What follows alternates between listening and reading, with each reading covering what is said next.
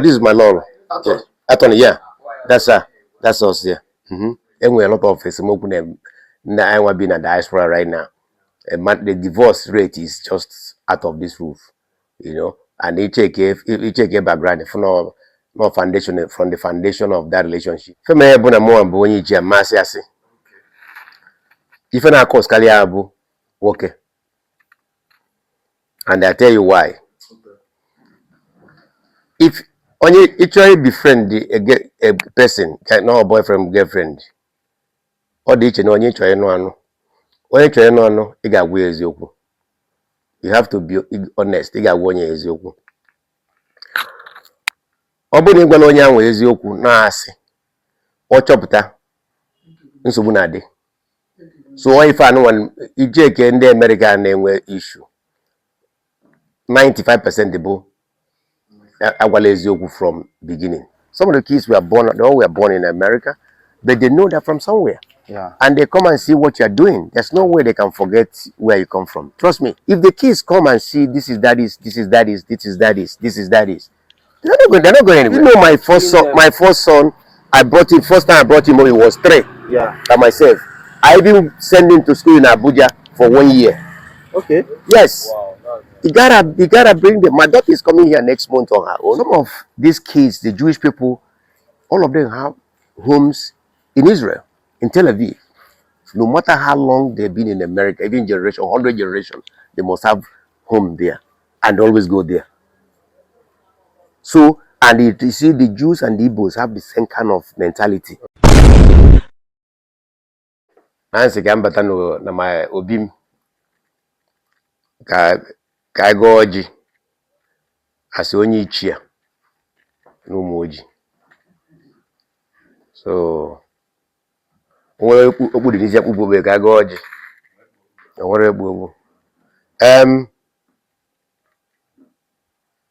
Ndụ onye ọbụla na-aba o. Anyị si ka akpọkuo osebiri ụwa nọ n'eluigwe. Ọ bịa gọzie onye ọbụla na-aba tata. Unu fụ na ifu ndị enyi anyị nwoke bịa taa bịa fecha na hotel. Wee sipa na abụgoro obodo na nwe unu na-aba. Ndị mmadụ amara this my house alụm me almost close to 30-something years. Alụm na 1992, 93 ka alụm na when I was still in my 20s. So no mgbe ya bụ na even the mesa foto ọ dị ka alụgarịkwa ya mana at least onwe mgbe people mali na ana-asị ada afọ mana amana ịnụ ya maka afụgo ife idebe here ma na-ịnụ ya. Maka na o nwere ngwa ndị mmadụ na I'm in America for so long. When I'm not doing Nigeria or governor. Yes. When I can ekpele na gwa ndị mmadụ na abịa ụlọ ma mgboro ana makpụ ụmụ m abịa mgbe fa dị na ụmụaka. Fanchi anwụcha room aba. So mara na obefa. So n'ime asị na nwa ya ada abịa Nigeria. Ọgụ ya akpọnata ya. Ọ bụkwa na na-akpọnata ya oge ọbụla mgbe ọ dị na ụmụaka ma mgbe ọ bụzi ya ọ bụzi na ọ chọrọ ịmara ime gị ife ị ga-eme. So onye bụ ife mme ju m afọ. Onwere nwa m ga-asị na ya abịabeghị Nigeria multiple times. Malo, this is Vanna in those days, say, Daddy, I want to go to a mansion in Nigeria. So they look forward to doing it. So munnen if I na yokono bu arike na ogologo ndụ. Ọ ga-adịla onye ọbụla n'ezinụlọ ya mma. Ndị niile si wee bịa fanaba fagana n'udo. And faluo fakwalụ ndị obodo ọzọ ka ndị ụmụ ojii si eme. Ifuru ife a na-akpọ ọjị adasụ oyibo. Maka onwe ndị na-eche ndị oko ya ada n'ọnọgụ America na ọ dasụ Igbo. Mụ abụ nwa afọ Igbo. Abụ nwa afọ Igbo bụrụ echichi n'obodo anyị mena abụrụ onye omenala bụrụ ichia. And onye ọbụla ga-atọ ọjị a ga-atata ndụ, tata arụ isi ike, tata ogologo ndụ. Ife anyị na-ayọ Chineke bụ ụmụaka emeela ife anyị mere nne na nna anyị maka na anyị na-efe nka. Agwa ndị mmadụ na Amerịka na ndị Igbo ada eje na nursing home. Ebe a na-akpọ nursing home bụ ebe a na-ebuje ndị kalụ nka fanọdụ aba wee nwa. Ụfọdụ nne ụmụ fada abịara afụfa aba nwa na ife a bụrụ ife dịla anyị wee nwetara ife a na ọ ma abịa na ndụ anyị, na anyị ga-abịchasị ogono ebe a bụ obodo ebe a ka anyị ga-arịta ya. So onye ọbụla tọọ ọjị a mee gịnị ga-atata ogologo ndụ na arụ isi ike. Ife ndị a ka a na-ayọ Olisa bi n'eluigwe ka ọ bịa gọzie ọjị a, afa Nna na Nwa na Mmụọ Nsọ. Amen. Daalụnụ. Tuolu m ide.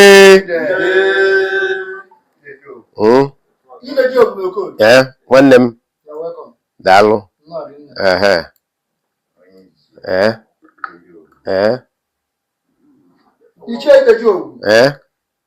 Nwanne m. Yes, mba odivere etu adịrọ. Ma bịa bụrụ ọjị bunye figo ka o buru ụzọ welu. O were si anyị bunye nwanne nwoke nọ this side.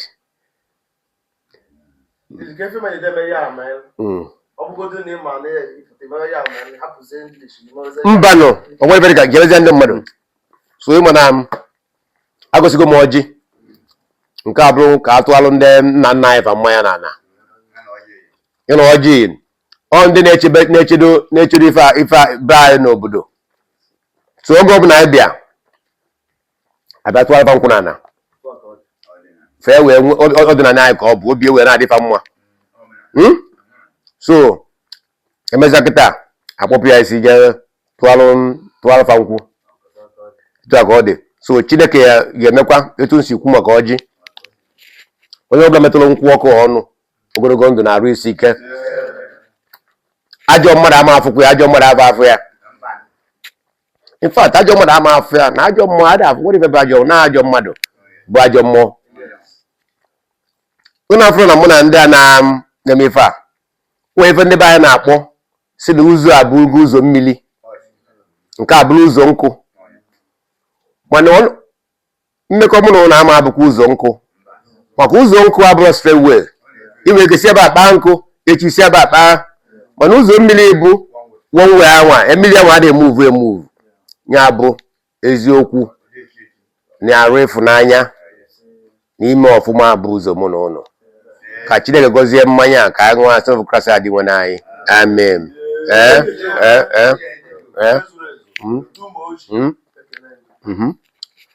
This is my Lord. Attorney, yeah. That's us, yeah. So,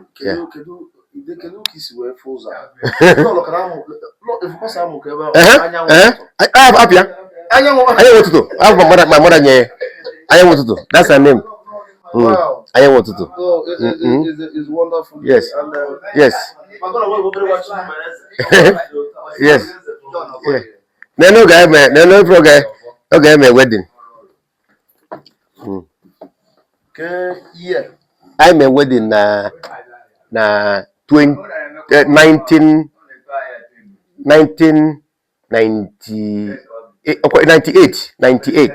ka anyị mee official wedding mụ na nwunye m. 98, yeah. 98, yeah. December 16, yeah. It's called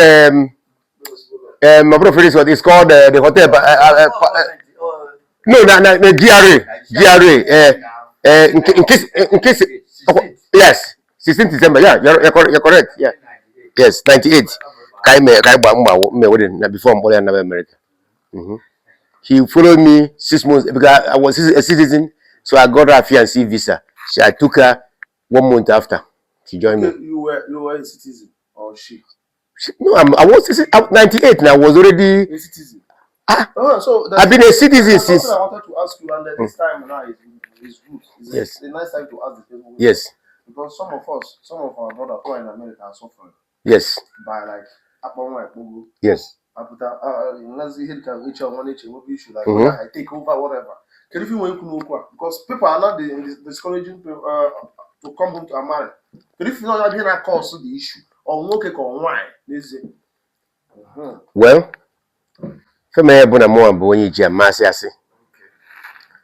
If I cause Kaliabu, okay. And I tell you why. If only you try to befriend a person, not a boyfriend, girlfriend, or the each and only try no. When you try no, you got ways you. You have to be honest. You got 1 year is you. Obuni gwala onye ahụ eziokwu na-asị ọ chọpụta nsogbu na-adị. So ife anụ ije ke ndị America na-enwe issue 95% bụ agwala eziokwu from beginning. Almost some of them na struggle. Some of them jikwodo akwụkwọ self. Ibi esi nwaanyị na-ebu nka maka ịbịa hia iji onwe obele ego iji iluzia di ya ọ ma bụ eziokwu. And before you nwaanyị amụgwụ nwa nke izi nwa nke bụ nwa nke ịtọ. So if you better I just happy because of or not hang is around with you. Once you walk abu or happy jewel. So all and the work na cause most of the time. Because sometimes you go on your woman and them example like when they have Fabia Fanacho why in a particular profession background we get a medical background or something or Buriabu his primary reason for looking for that people. You gotta go. So, but some of us, for mother, you like your nyawa. You might the children me for na no onya like if so gini anebe ofuno idi nwere ifezo on even very plain. So, open the person not based on love from that time gini amity. All the different like somebody natural, somebody for a particular profession. Idea. If you look on your go or something like that, you got to go differ. So all my experience and a lot of smoke I want being a diaspora right now. The divorce rate is just out of this roof, you know. And you check a background from no foundation from the foundation of that relationship. Nah, is you quite there. You know, so that's my opinion about it. So then what do we do now to stop it? Maybe when they cannot change in America, but they don't want to fall into that divorce. Actually, things are diggy check it out. Things are you can't compare a guy one man if I get because check you know why all their age and why. So far Judea within themselves, so they are intermarrying each other. So bro, there was in Bang or there was in America, I'm not Europe, but America, there was that common. Because most of them now know for now, and then within that Ndamuga together, they know each other from them. So if they don't know in Nigeria, it was common like in those days. During our time, Buna, and what population that time, I'm mostly fourth generation. So choice anyway, like parents say, my mother say, "Man, if I bring a million, onye Igbo." So onye ga na-asụ Igbo ga na-asụli ya Igbo ma anụkwara onye ọcha ọ bụrụ ife ya gwa ife na-ata ya onye awa. So all those things add up. Okay, because you make only pay more, but at the end of the day, it will be at the back of your mind. If you make your mother happy. I think when I even working, I like you make our mother happy. You got to go. So if a man my own situation, you know. Mother we now see until no Somalia Igbo. Then were they happy, you know? And more brought somebody male girlfriend, boyfriend too much in those days, you know. So in fact the first woman at this compound, you know, me introduced to my parents, you know, and that's the truth. So yeah, so that is my advice. Like but the mother like where name a few people join in Nigeria. Just 1 year if you name some of these guys in yourself, build things together. as a family, as a partner. And the man who is your partner, they make the money. It doesn't matter, you know. So the most important thing to know that somebody rap will be near Nania, number one. It should be your partner, and you should treat that person as partner. And he may the game will eventually okay we make go it don't matter anymore, you know, because you accepted her as a partner. Okay, then when they make. So the reverse look at the case, I don't see that the person get change. You know, because of that someone evolve this and that. But no, can you do that thing? So even our course is the thing. Yes. Even our course, yeah. So that's my opinion and I stand by it. You have been in the United States for 40 years and it didn't get into your head. That It didn't do drugs. I've been visiting home. It didn't do all kinds of, because most of what we have, you know, as we will be travelers, Yes. we have met a lot of people that have, you know, one man told us that the highest regret he's having right now is sending his children abroad. I know. A lot of them are regretting it big time. I wouldn't say, the problem is not be taking them abroad. It's just making them understand that from somewhere. Okay. Taking them abroad is not a problem. Some of the kids they all were born in America, but they know that from somewhere. Yeah. And they come and see what you're doing. There's no way they can forget where you come from. Trust me. Okay. So regretting is not about you're there, then you're not bringing them there, you're regretting it. If the kids come and see this is daddy's, this is daddy's, this is daddy's, this is daddy's, they're not going anywhere. But one man said that he has money, he has a lot of money, companies in Nigeria. How do you be bringing them? It's not about having money. They start bringing them from day one. Teaching them. Do you know my first son? My first son, first time I brought him home, he was 3. Yeah. By myself. I even sent him to school in Abuja for 1 year. Okay. Yes. Wow. You gotta bring them. My daughter is coming here next month on her own. Okay. A lot of people. You see what I'm saying? So it's not about you have this, you have that. You come with them. After a while, they know they introduce themselves as Nigerian American. Yeah. So that is Nigerian American there is something you instill in them. Yes. They didn't just come out and start using it. Yeah. Even though they might not speak Igbo fluently, but they're trying. Yes. You see what I'm saying? Yeah. So when you are bringing them, it's not about building by yourself. Yeah. When you're like they know now I have a project in Abuja. Yeah. They see the picture and they want to come and see when it's done. Yeah. So that is the same thing with hotel. When the hotel finished, all of them rushed to come and see it when it was open. Okay. So with that, Yeah. before that they've been coming home. So when they keep on bringing them, you keep on bringing them, showing them. Yeah. One or two, even if one person say is not interested, but maybe 4 or the rest of them will be interested. Yeah. And once they're interested, even that one who is not interested will eventually be interested. Yeah. You see what I'm saying? Yeah. So that is really what it is. So it's not about I have these millions, I have this million, I don't bring them. You can't just send them and leave them there. No. You want them to come home after 20 years. It's not possible. You gotta make them part of what you are doing. Yeah. You see, that's what I do with my kids. When they know my program, they know what I'm doing, they know where daddy is, why daddy is there, where he is right now. So this is things. It's a discussion. Every morning we do a video call. This is what I'm doing. This is what I'm doing. Daddy, I want to come and say this next. So that kind of it's already in them. They're part of the team. So there's no way they can say, okay, I'm no longer interested after all this year. No. But if you are doing it on your own without consulting them and the team with your family, your wife, everybody's a team. Then when you finish, you say you complain they're not coming because they are not part of it. Yes, yes. But once they become part of it, there's no way. I don't care what they're there. Even if you have 3 kids, one of person, 2 will be interested. No, the mistake is from the parents. Mostly. I don't know this particular case, mostly from the parents, because my experience and cover my friend experience is that when you get them involved, even the house in village, they come and visit and it's very comfortable. They like it. Yeah. Because the houses here are much bigger than what we have over there. Yeah. So when they come here, they have beautiful rooms, everything to themselves, and you give them, they have steady supply.